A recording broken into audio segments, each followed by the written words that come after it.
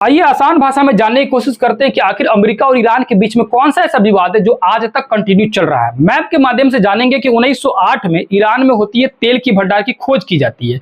उसके बाद यहाँ पर एक एग्लो पर्शियन ऑयल कंपनी थी जिसने क्या किया, इस तेल के भंडार पर अपना कंट्रोल कर लिया। ये जो एग्लो पर्शियन ऑयल कंपनी है ये अंग्रेजों की कंपनी थी। अब उसके बाद समय आता है 1941 की, जब चल रहा है सेकेंड वर्ल्ड वार जर्मनी और पूरा देशों के बीच में। अब जर्मनी, आपको पता होगा कि सेकेंड वर्ल्ड वार में जर्मनी में था हिटलर पूरा इस एरिया को और यहां तक कब्जा करना चाहता था। अब ब्रिटेन को और रूस को डर लगने लगा कि यदि हिटलर पहुंच गया ईरान तक तो पूरा मिडिल ईस्ट कब्जा कर लेगा।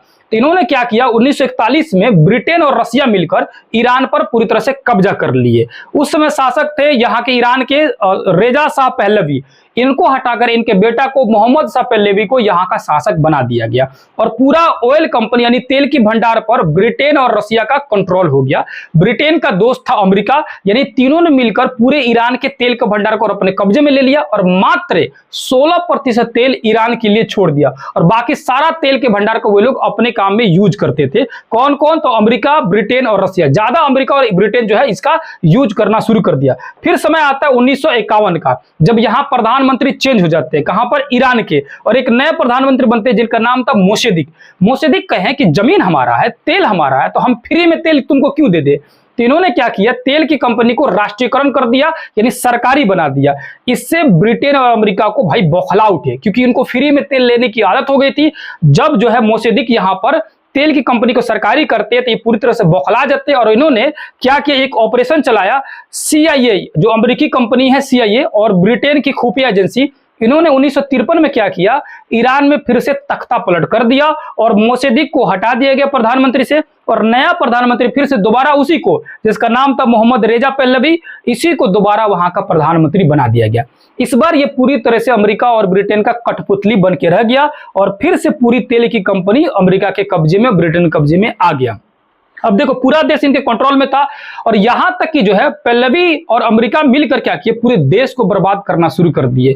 देखो मॉडर्नाइजेशन के नाम पर इन्होंने क्या किया, पूरे देश में पश्चिमी सभ्यता यानी कि जो वेस्टर्न सिविलाइजेशन था उसको थोपना शुरू कर दिए। ये जो फोटो में आपको दिख रहा होगा, आपको यकीन ही नहीं होगा कि ये ईरान के ही लड़कियों का फोटो है। उसने क्या किया, अमेरिका का एक ही काम था कि देश में जो है अपनी पश्चिमी सभ्यता को थोप देना है और उन लोगों को इस नशा में ऐसे ही रखना है ताकि वे लोग विरोध ही नहीं कर पाए, उनको समझ ही नहीं पाए कि देश को हम अंदर ही अंदर चूस रहे हैं। ठीक है, तो पहलवी क्या किया, एक तो मॉडर्न करने के नाम पर अपने देश में पूरी तरह से पश्चिमी सभ्यता को थोप दिया और यहाँ की इस्लामिक कल्चर को बर्बाद कर दिया। दूसरा पहलवी जो था यहाँ का प्रधानमंत्री, जो उनका कठपुतली था, उसने मीडिया पर पूरी तरह से अपना कंट्रोल कर लिया ताकि मीडिया जो है सरकार के खिलाफ में कुछ बोले नहीं, हमेशा तारीफ ही करे। तीसरा उसने क्या किया, विपक्ष पर पूरी तरह से समाप्त कर दिया। विपक्ष जो है उस देश में विपक्ष नाम का कोई था ही नहीं और जो विरोध करने वाले छोटे मोटे नेता थे उनको पूरी तरह से दमन करते रहा, यानी कि विरोध करने नहीं दिया, विपक्ष को बर्बाद कर दिया, मीडिया पर कंट्रोल कर लिया और मॉडर्न बनाने के नाम पर पूरी सभ्यता ही समाप्त कर दी, पूरी सभ्यता को ही तहस नहस कर दिया, इस्लामिक कल्चर को जो है समाप्त कर दिया। और राजा कौन था, शासक कौन था, यानी प्रधानमंत्री कौन था, वही रेजा पहलवी जो अमेरिका और ब्रिटेन का पूरी तरह से कठपुतली था। अब जाहिर सी बात है कि समय के साथ विरोध तो होगा ही, वहां पर शुरू से ही इसके खिलाफ में विरोध हो रहा था और नेता जो थे उनका नाम था अली खमेनी।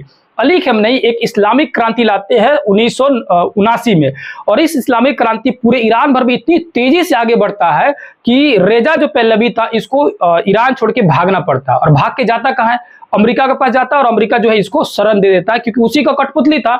अब इससे क्या होता है कि ईरान के छात्र बौखला जाते हैं और जो अमेरिकी दूतावास था इनके देश में, उस दूतावास में जो 52 गो अमेरिकी लोग थे, नागरिक थे, उन सभी को पकड़कर 444 दिन तक बंधक बना के रखते हैं। इनका शर्त यही था कि रेजा पहलवी को तुम वापस दे दो तब हम तुम्हारे लोगों को जो बंधक बना के रखे हैं उनको छोड़ देंगे। लेकिन अमेरिका जो है पहलवी को दे नहीं रहा था, ये लोग सभी यहां से छोड़ नहीं रहे थे। इससे अमेरिका का भाई भारी बेइज्जती हुआ कि 1.5 साल तक कोई देश जो है इनके नागरिक को अपने कंट्रोल में बंधक बना के पकड़ के रखा हुआ है और ये छुड़ा भी नहीं पा रहे हैं। बहुत बड़ा बेइज्जती हो गया अमेरिका का, याद रखिएगा। अब अमेरिका तो चुप बैठेगा नहीं, इसने क्या किया, अब एक नया तरीका अपनाया। इसने देखा कि ईरान के बगल में एक देश है इराक। इराक जो है सुन्नी बहुल देश है और ईरान जो है शिया बहुल देश है। देखो मुसलमानों में दो तरह से बटे हुए हैं, शिया और सुन्नी, दोनों में ज्यादा डिफरेंट नहीं है, लेकिन एक जो है दोनों के बीच में थोड़ा सा विवाद आता है इन दोनों के बीच में, और विवाद की वजह से कई बार टकराव देखने के लिए मिलता है। तो अमेरिका क्या किया, इराक के उस समय राष्ट्रपति थे ये सद्दाम हुसैन। सद्दाम हुसैन को पूरी तरह से गन सप्लाई, बारूद, बम सब दिया, पैसा दिया, मदद किया पूरी तरह से, और कहा कि ईरान पर क्या करो, तुम हमला करो और ईरान को बर्बाद कर दो, क्योंकि ईरान से बेइज्जती हुआ अमेरिका को। तो सद्दाम हुसैन ने क्या किया, ईरान पर बहुत भयंकर जो है कत्लेआम किया, तबाही मचाया। लगभग 10 सालों तक यहां पर जो है इन्होंने कत्लेआम करते रहा। और देखो जब कत्लेआम खूब किया, ईरान की हालत खराब हो गई, ईरान पूरी तरह से कमजोर पड़ने लगा, तब अमेरिका जो है देखा कि भाई अब इसको तो बर्बाद कर दिए। अब उसने क्या किया, जो इराक के राष्ट्रपति जो सद्दाम हुसैन थे, इनसे अपना काम निकलवा लिया, और उसी सद्दाम हुसैन को अमेरिका पहले इसी से मरवाया, और सद्दाम हुसैन को बाद में आतंकवादी घोषित कर दिया गया कि भाई तुमने क्या किया है, ईरान में बहुत भयंकर कत्लेआम किया है। देखो कितनी खतरनाक अमेरिका की चाल है, पहले खुद ही जो है बारूद दिया, बम दिया, गोला दिया कि मार के तबाह कर दो, और जब मारने के बाद उसी सद्दाम हुसैन को आतंकवादी घोषित कर दिया गया, या उसको जो है क्या कर दिया गया, गिरफ्तार कर दिया गया उसी के देश में, इराक में ही उसको गिरफ्तार करा दिया लो अमेरिका। और 30 दिसंबर 2006 में जो है सद्दाम हुसैन को वहां पे फांसी पर लटका दिया गया। किसको, इराक के देश में ही सद्दाम हुसैन, उसी के देश में उसी के खिलाफ भड़का के और उसको क्या कर दिया गया, फांसी पर लटका दिया। क्यों, क्योंकि जब सद्दाम हुसैन जब यहां पर कत्लेआम कर रहा था, तो एक समय के बाद सद्दाम हुसैन को ये रियलाइज होने लगा कि भाई हम ये क्या कर रहे हैं, भाई आपस में ही लड़ रहे हैं हम लोग, और अमेरिका जो है हम दोनों का फायदा उठा रहा है। तो सद्दाम हुसैन ने अमेरिका का बात मानना छोड़ दिया। अब जाहिर सी बात है, जब बात नहीं मानोगे, तुम हमारे लिए क्या हो भाई साहब, तुम पहले मेरे लिए हथियार थे, और जब मेरा बात नहीं मानोगे तब मेरे लिए तुम क्या होगे, आतंकवादी होगे, दुश्मन होगे, मेरे लिए जो है पूरी तरह से जो है एक तरह से बेकार होगे। तो उस सद्दाम हुसैन को फांसी पर लटका दिया गया। कारण क्या बताया गया, ध्यान पर समझना, 1982 में जो इसने कत्लेआम मचाया था ईरान में, उसी का कारण बता के इसको फांसी पे लटका दिया गया। किसको, ये सद्दाम हुसैन को।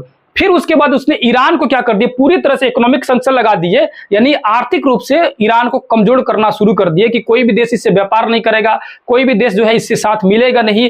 बहुत कुछ इस पे जो है कंट्रोल करना शुरू किया। अमेरिका जो है बहुत सारा बंधक लगाया, बहुत सारा सैंक्शन जो है इस पे लगा दिया। अब ईरान के पास कोई चारा था नहीं। ईरान ने क्या किया, जो अली खमेनी जो वहां के शासक बने थे, जो नए शासक बने थे अली खमेनी, उनका वर्चस्व बहुत ज्यादा था और इस्लामिक क्रांति लाए थे। इन्होंने क्या किया, लेबनान में, लेबनान यहां देखोगे एक छोटा सा देश दिख रहा है इराक के जस्ट बगल में, लेबनान में अपना एक नया संगठन जो उन्होंने बनाया 1982 में। जब 1982 में जब इसको सद्दाम हुसैन को जो है कत्लेआम के लिए सजा दी जा रही है, उसी समय 1982 में लेबनान में ईरान ने एक संगठन बनवाया जिसका नाम था हिजबुल्ला। हिजबुल्ला संगठन का एक ही काम था कि यहां से जो है इजराइल को कंट्रोल करे और अमेरिका का जो है काउंटर करेगा। खासकर अमेरिका का जो पालतू है इजराइल, हमेशा से रहा है, शुरू से इजराइल जो है इसका पालतू रहा है। तो इजराइल क्या कर रहा था उस समय, जब इस समय घटना जब हो रही थी, तो उस समय इजराइल जो है फिलिस्तीन पर पूरी तरह से जेनोसाइड कर रहा था, कत्लेआम मचाया जा रहा था। तो लेबनान को ईरान ने क्या किया, पूरी तरह से फंडिंग करना शुरू किया कि तुम इजराइल को कंट्रोल करो, इजराइल को रोकने की कोशिश करो। फिर उसके बाद 1987 का समय आता है, इजराइल में ही एक गाजा पट्टी जो उससे अलग हटा हुआ, आपको पता होगा कि फिलिस्तीन, इजराइल और गाजा पट्टी 3 गो देश यहां पर है। तो गाजा पट्टी में एक नया संगठन बनाया हमास। इस संगठन भी देखो, इस संगठन अपने से बनाते थे लेकिन ईरान इनका पूरी तरह से मदद करता था। तो हमास का भी मदद करना शुरू कर दिया ईरान ने। और इस हमास और हिजबुल्ला, ये दोनों का काम बस इतना ही था कि इजराइल जो है फिलिस्तीन पर जो जेनोसाइड कर रहा है, कत्लेआम कर रहा है, उसको रोकना, उसको कंट्रोल करना और उसके खिलाफ में जवाब देना। तो देखो, इजराइल हमेशा से फिलिस्तीन में भयंकर जो है कत्लेआम मचाता, आप इंटरनेट पर देखते रहते हो। तो जब इजराइल मारता है ना, तो वो आतंकवादी नहीं है, वो जो है दुश्मन नहीं है अमेरिका के नजर में। हालांकि अभी देखोगे इजराइल के जो नेतन्याहू है, दुनिया के ऑलमोस्ट सभी देशों में इसके खिलाफ में इतनी ज्यादा केसेस है, यानी कोई भी देश मगर जाए ना तो इसको पकड़ के जेल में डाला जा सकता है। ये पूरे वर्ल्ड लेवल पर पूरी तरह से जो है अपराधी घोषित हो चुका है। यहाँ कोई भी देश जाना और कोई भी देश जो है अपने देश में बुलाना नेतन्याहू को उचित नहीं समझता है। ठीक है, तो उस समय भी ये बहुत ज्यादा कत्लेआम मचा रहा था इजराइल। तो इजराइल जब कत्लेआम मचाता था तो अमेरिका के लिए ये आतंकवादी नहीं था, लेकिन इसका जवाब देने के लिए लेबनान का हिजबुल्ला और गाजा पट्टी का हमास जब काउंटर के रूप में बम मारना शुरू किए, बंदूक उठाना शुरू किए, तो ये दोनों जो है आतंकवादी संगठन बन गए। ऐसे ही होता है, आतंकवादी संगठन ऐसे ही बनता है। तो ईरान ने इन दोनों का समर्थन किया और इराक का समर्थन कर रहा था अमेरिका सद्दाम हुसैन का, और इन दोनों की तरफ में खूब भयंकर लड़ाई शुरू हो गया।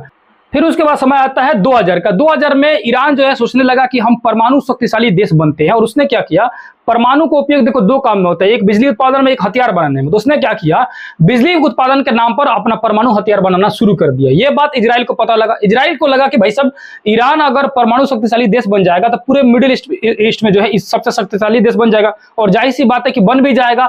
इसलिए इजराइल और अमेरिका का हालांकि ऐसे नियम भी है कि दुनिया में कोई भी देश परमाणु हथियार नहीं बना सकता है। तो तुरंत जो अमेरिका को इन्फॉर्म किया गया, अमेरिका इस पर फिर से इकोनॉमिक सेक्शन लगा दिया कि तुम जो है किसी के साथ व्यापार नहीं कर सकते और ना ही कोई देश इससे व्यापार कर सकता है।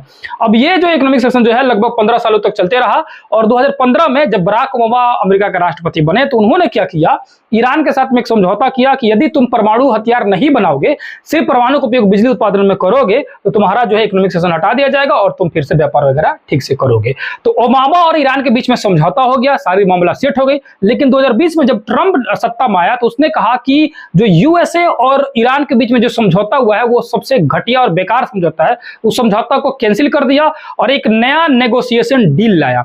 और ट्रंप कहता था कि मेरे हिसाब से शर्तें लागू होगी। तो देखो नया नेगोशिएशन डील जो था वो यहाँ पर जो कतर देश था, इसने ईरान और अमेरिका के बीच में इस डील को कराने के लिए मंजूरी लिया कि भाई हम दोनों को समझौता करा देंगे, नेगोशिएशन करा देंगे। ईरान भी उसकी शर्तों के लिए लगभग मानने के लिए तैयार था, बोला कि हम परमाणु हथियार वगैरह नहीं बनाएंगे। तो अमेरिका और ईरान के बीच में अभी नेगोशिएशन चल ही रहा था, तब तक ट्रंप के दिमाग में खुरफाती जागा। उसने सोचा कि 1953 में जैसे तख्ता पलट करके यहाँ पर हमने कठपुतली जो बैठाया था, जिससे पूरा ऑयल इंडस्ट्री हमारे कब्जे में आ गया था ईरान का, तो ट्रंपवा फिर बुद्धि लगाना शुरू किया। उसने क्या किया, उसने सोचा कि खमेनेई को अगर हम हटा देते हैं, मार देते हैं, तो पूरी इस्लामिक जो यहाँ पर कल्चर है वो मतलब एक तरह से अनबैलेंस हो जाएगा और ईरान में हम जो है अपना कंट्रोल कर लेंगे और अपने हिसाब से नया यहाँ पर कोई शासक बिठा देंगे जो हमारा कठपुतली रहेगा, हमारे हिसाब से ये प्रधानमंत्री काम करेगा। हम बोलेंगे बैठो तो बैठेगा, हम बोलेंगे उठो तो उठेगा। इस तरह से ट्रंप के दिमाग में आया। ट्रंप ने क्या किया, इजराइल के साथ मिलकर डायरेक्ट जो अभी नेगोशिएशन चल रहा है, तो इसने डायरेक्ट क्या कर दिया, ईरान पे हमला कर दिया और अली खमेनेई जो थे उनको वहां पे शहीद कर दिया गया, मार दिया गया। उसके बाद अली खमेनेई के यहाँ पे मारे जाने के बाद जो ट्रंप सोचा था कि यहाँ पूरी तरह से सत्ता पलट हो जाएगी या हम गृह युद्ध टाइप करा देंगे, देश में ही भड़का देंगे लोगों को, वो उसका उल्टा हो गया।